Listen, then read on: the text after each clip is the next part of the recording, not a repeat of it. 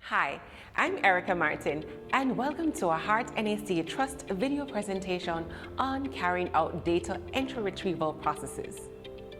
By the end of this video, you should be able to list at least 4 input devices used when entering data, discuss the process of creating, naming, and saving a file, state at least 4 tips to consider when backing up data. Employability skills. Throughout the video, you will be exposed to the following employability skills: communicate ideas and information, plan and organize activities, work with others in a team, solve problems, and use technology. For the first segment, we will look at different types of input devices used for entering data. The aim of any method of data collection is to translate information created by people into a form usable by the computer. An effective data entry system must be fast, accurate, versatile, efficient, secure, and cost-effective. This usually entails 1. Reducing the amount of data which needs manual preparation. 2. Designing input to erase the task of preparation using menus and simple boxed forms. 3. Using minimum of stages from origin of data to computer input. The input device that you choose for entering your data is dependent on the type of data. These input devices include 1. Document readers, 2. Scanners, 3. Cameras, 4. Keyboards, 5. Direct input from other instruments, 6. Barcodes, 7. Light pens, 8. Tags. Let's discuss keyboard in more details. A keyboard is an input device that contains keys that you press to enter data into the computer. Desktop computer keyboards typically have from 101 to 105 keys. Keyboards for smaller computers, such as notebook computers, contain fewer keys. A computer keyboard includes keys that allow you to type letters of the alphabet, numbers, spaces, punctuation marks, and special symbols such as the $sign and asterisk. Many desktop computers also have a numeric keypad or keys that include numbers. Function keys. These are special keys programmed to issue commands to a computer.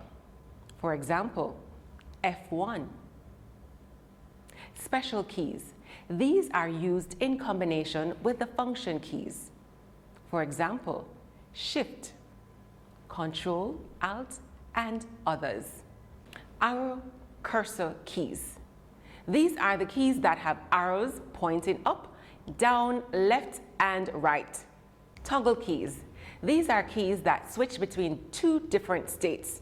The num lock key, for example, is a toggle key. When you press it once, it locks the numeric keypad. Try it. Most keyboards also contain keys such as home, end, page up, and page down that you can press to move the insertion point to the beginning or the end of a line, page, or document. Windows key. This displays the Start menu. Application key. This displays an item's shortcut menu. Let's look at the mouse. As you move the mouse, the pointer on the screen also moves. Note the movement of the pointer on the computer screen as you move the mouse?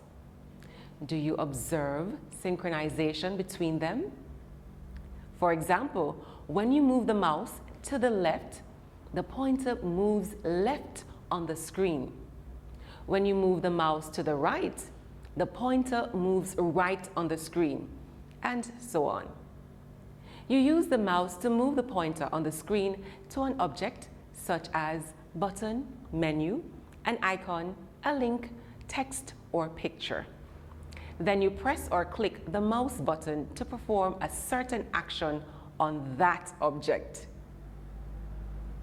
In addition to clicking, you can perform other operations using the mouse. These include 1. Point, 2. Click, 3. Right click, 4. Double click, 5. Click and drag or drag and drop. Let's review what we have done so far. Name at least 4 input devices. If you said any 4 of the following, then you are correct. 1. Document readers. 2. Scanners. 3. Cameras. 4. Keyboards. 5. Direct input from other instruments. 6. Barcodes. 7. Light pens. 8. Tags. What's the most widely used pointing device on the desktop computer? The most widely used pointing device on a desktop computer is the mouse. In our next segment, we will discuss the process of creating, naming, and saving computer files. Creating a file. Creating a file involves developing the document by entering text or numbers, inserting graphical images, and performing other tasks using an input device such as keyboard, mouse, or microphone. Naming data files. Regardless of the document you have created, you will need to name the file prior to saving it. Most people develop their own naming conventions, but if you are using a computer at work, then you should find out if there are any rules or standards in the use for naming data files. It is always very useful to develop a logical approach to the organization of data. Here are some guidelines to observe. 1. Free up disk space by backing up. 2. Create subdirectories on the hard drive or a given network drive. 3. Give files sensible names. 4. Maintain a commitment to organization. 5. Compress your data. Saving data files. It is advisable to save your documents as you proceed to develop them.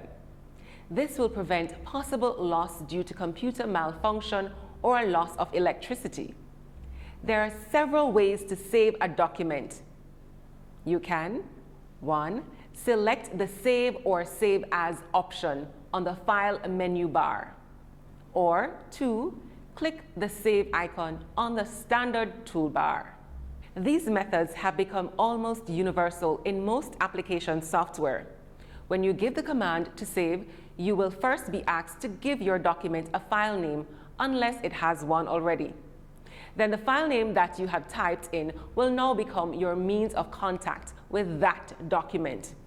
You may copy, move, drag, or rename this document by means of the file name. In our next segment, we will look at the guidelines for backing up data in accordance with operating procedures. Technology can fail, so making backup copies of your original data is very important. However, when we say backup, what exactly do we mean? Backup is the process of making a copy or duplicate of your data and storing it in a different location from the original. To prevent against data loss caused by a system failure, computer users should back up files regularly. Backup copies can be used to restore your data if the original is lost, damaged, or destroyed. If you're going to make major changes to a document, it is important to keep a backup copy. The best way to do this is to call it a slightly different name. If you do make mistakes, it means that you can get the original back. Ensure that you save your backup copies on a media such as flash drives, network drive, CD or DVD, or external hard drives. Now that we understand the concept of backup, let us look at the process of backing up your data. Here are 5 things to consider when backing up your data. 1. Choose the right medium. You can store data almost anywhere, especially when you don't have much to back up. However, the storage medium you choose determines how quickly you can go from a server crash and lost data to being productive again.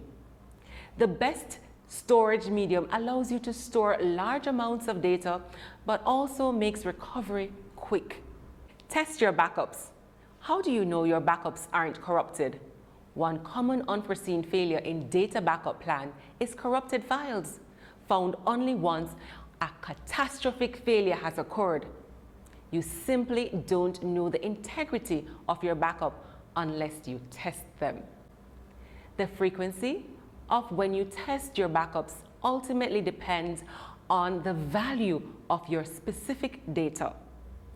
It is recommended that you periodically check to make sure that your backups work as expected and restore properly. This process will not only ensure the integrity of your backups, but also provide a regular check that ensures the backups are occurring at a specified interval. Schedule your backups during off-peak hours. Scheduling large amounts of data transfers across your network can create all kinds of problems. First, moving terabytes of data can take hours and it will eat up your bandwidth. Backups performed during the day will affect users' productivity. 4. Audit your data. Your audit should include all the servers within your network. First, you must know where users back up data. These file servers hold important user documents. Second, you always need to back up your database servers. These servers contain critical company data. Finally, any application server must have backups. Application servers can usually have more infrequent backups since they do not change often. 5. Prioritize security.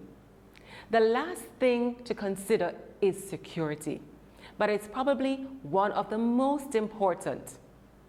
You can't back up all your data and leave it in a random location. Poorly secured backups leave not only a few documents open to hackers, but tons of data. Backups are frequently forgotten when securing your network, but you should have high standards for their security. Let's recap what we have done so far. True or false? Ensure that you save your backup copies on a media such as flash drives, network drive, CD or DVD, or external hard drives. If you said true, you are correct. State 5 things to consider when backing up your data. You must consider 1. Choosing the right medium. 2. Testing your backups. 3. Scheduling your backups during off-peak hours. 4. Auditing your data. And 5. Prioritizing security. Review of employability skills. The critical employability skills that were covered include communicate ideas and information, plan and organize activities, work with others in a team, solve problems, and use technology. Thank you for watching our Heart NSTA Trust video presentation on carry out data entry. I hope that you found the information useful. Until next time, I am Erica Martin.